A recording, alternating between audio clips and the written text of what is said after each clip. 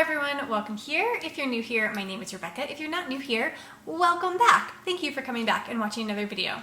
So in today's video, I want to talk about minimalism rules that I do not follow. So I've been a minimalist for probably, I don't know, like 7 or 8 years at this point.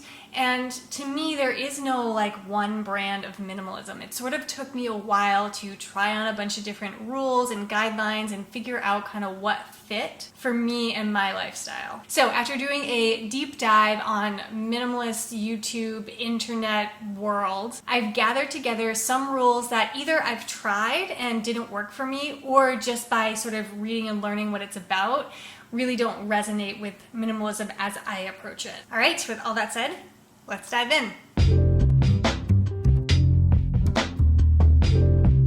All right, so first up, I want to start with sort of like the most blatantly obvious, I don't agree with this kind of rule. And the rule is to disassociate yourself with your belongings. I think I get where this is kind of coming from, like stop placing so much significance on the things that you own, like that's not really what life is about. I get that, but I also believe that there's like an epidemic of us not associating enough with our belongings, right? Everything is so cheap and so easy to get that nothing really becomes that valuable because it's all really replaceable. There's actually this really great line in the Minimalist documentary, if you have watched that. I'll link to it. I think it's on Netflix, maybe. I'll try and find a link to it and I'll put it in the description box if you haven't seen it yet.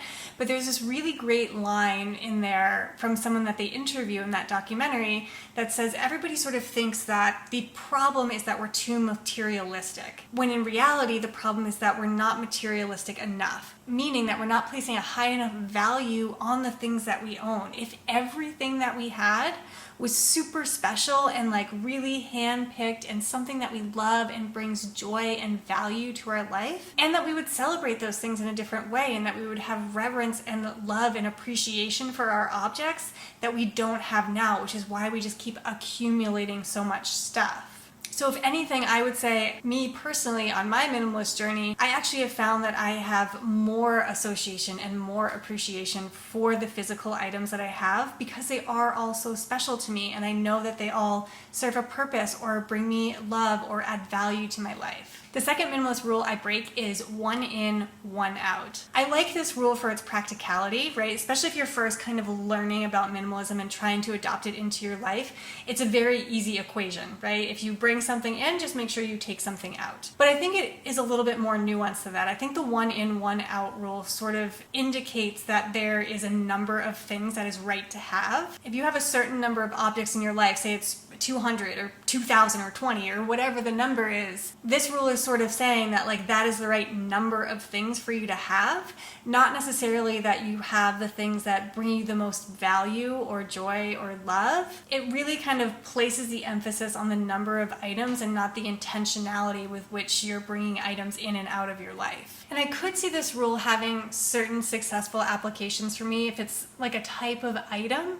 So for instance, like I know that in our family, it's me, my husband, and our dog, we have 6 plates, right? We have 2 large plates, 4 small plates. And that's a good number for our family. It's enough that we have enough to eat between the 2 of us, and we can have several people over and still have enough plates. So I could see that if I were going to bring in like 6 new plates, that I would want to get rid of the 6 that I have because I know that I don't need 12. But as sort of like a global, universal, always take one object out when you put one object in, it just, I think, is a little bit more complex than that. The next minimalist rule that I break is to avoid color. I feel like there's a lot of facets to minimalism, and one of them is sort of an aesthetic. And part of that aesthetic is very much like black, white, clean, crisp lines, very muted, very simple, and not super colorful. But to me, the practice of minimalism and the aesthetic and design of minimalism are 2 separate things. But in my world of minimalism that I've sort of crafted for myself, it's not really about the avoidance of color, but it is sort of about having a color palette. So for me in my home, like lots of things are white,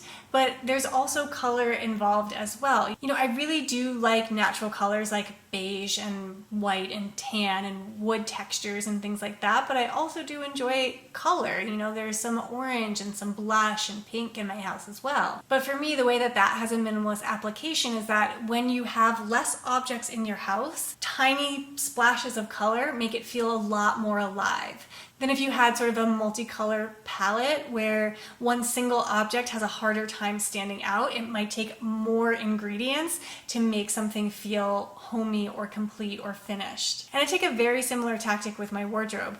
A lot of my wardrobe is sort of neutral colors because that's the color palette again that I sort of like, but it's not devoid of color. I do have like pops of color that I wear every once in a while, and that does sometimes come to life in things like accessories and jewelry. But what serves me in my wardrobe is to have a wardrobe that all sort of hangs together, so a lot of things match, but that doesn't necessarily imply that there can't be color involved. The next minimalist rule that I break is the 90-90 rule.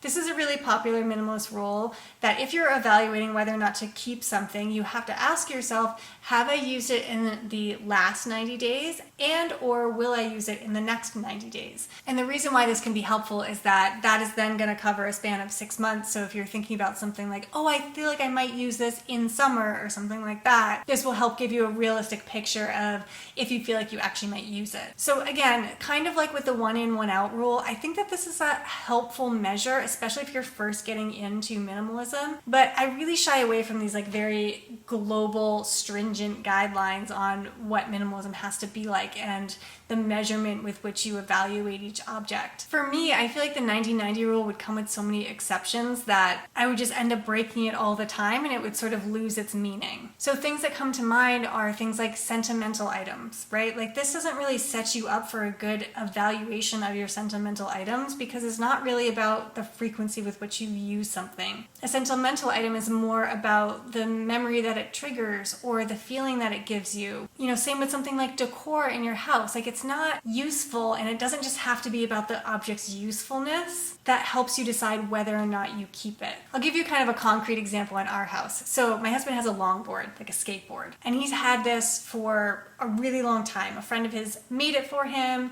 and we've been together for 8 years, and I've probably seen him ride this skateboard 4 or 5 times. But we still have it. But were we to follow the 90-90 rule, we would have gotten rid of the skateboard a long time ago. However, just recently, he learned that Gypsy really likes to pull him on the skateboard. So we got her like a pulling harness, hook it up to a leash, and like she loves the job of like pulling him down the street. I think it makes her feel useful and helpful. Either way, she loves it, and so the skateboard has really been resurrected. So not only does he really still love that skateboard and it's special and has meaning to him, but he has now, later in his life, found a different use for it. And I know that every rule has exceptions to it, and I don't think that the intention of this rule was to be followed so strictly every single time, but I feel like this rule kind of over-rotates towards the usefulness of an object and is kind of devoid of like the feeling of the object. The next minimalist rule that I break is the 20-20 rule.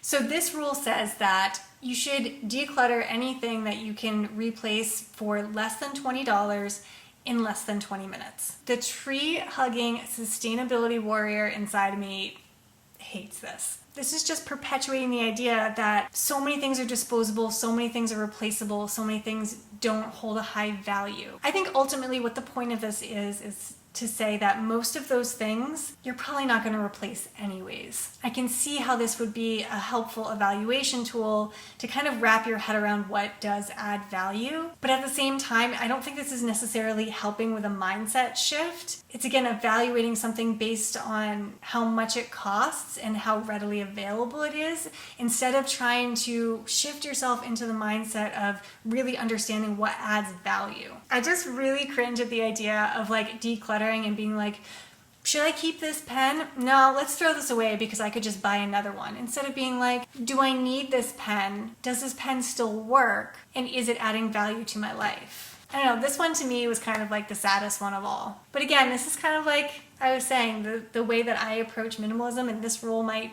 completely work for you, and that's fine. I'm just like slightly cringing on the inside. The next minimalist rule that I do not follow is the just in case rule. So there's a lot of different variations of this rule, but the general gist of it is to not keep items just in case. So what immediately comes to mind is something like, you're keeping your VHS tape of The Goonies and a VHS tape player because what if streaming services go away and you need to watch The Goonies? I understand where this is coming from, but again, I think the issue kind of lies for me in the fact that this is supposed to be kind of broadly applied to a journey of minimalism. And I think that there are so many items that are so valuable to keep just in case. So I was talking about the plates earlier. So we have 6 plates just in case somebody comes over. I have Band-Aids just in case I get a cut. We have a lighter and matches just in case one's not working and we need to start fire. We have 2 cars just in case we both need a car at the same time. And again, like maybe this is just like my sort of like very logical type A brain trying to interpret these rules of minimalism, but I just feel like it's so problematic to take these like big global universal rules and say like this is how you evaluate something. Because when a rule ends up having so many exceptions to it, it becomes hard and confusing to apply that rule. And to me, the just in case rule is another example of that. The next minimalist rule that I don't follow is wearing a uniform. One of the ways to really cut down on the number of items in your wardrobe is to have some sort of formula to your outfits. And in some respects, I do sort of follow that. A lot of the days I will wear some sort of pants with some sort of like tank top and then like a little something over it. Like that's kind of a basic framework or structure. But I would say probably 50% of my wardrobe is also made up of other special things that I like to wear that don't fit in that uniform. And I don't have like the smallest wardrobe in the world, but I would still consider it pretty minimalist because I like my clothes to be exciting. The way that you present yourself and the way that you decorate your body is an important presentation to the world of who you are. So to wear the same thing every day takes away some of that fun and creativity and expression of who I am. So while I do agree with having a framework and a color palette to your wardrobe, a uniform is just not something I'm ever gonna do. So I guess what I'm trying to say and do with this video is just say there's no one way to be a minimalist. The way that I've crafted my minimalist life is probably different than what's gonna serve you in your minimalist life. So try out a bunch of things, pick and choose what works for you. I think about it like if I'm going around consuming all of this content and looking at all of these other Instagrammers and YouTubers and people on the internet and in life who are doing this minimalism thing, I'm gonna take sort of one bit, like one little bud or flower of information from each of those that resonates with me so that at the end I'm left with this bouquet of flowers that is uniquely mine. It's the way that minimalism resonates with me. It's the way that it feels applicable to my life. And your bouquet is probably not gonna look like anybody else's bouquet. Am I going off on a wild tangent? I don't know. Go find your bouquet, water it, plant it, make it beautiful. What's happening? Where are we going? Thank you for being here. That got off track real quick. All right, thank you so much for watching this video. I appreciate you being here. Please leave me a comment, like this video. That helps my channel a lot. I would really love it if we could make it to 20,000 subscribers before the end of the year. So subscribe if you haven't already. Follow me over on Instagram, and I will see you next Tuesday. Bye, everyone. It's tired in here.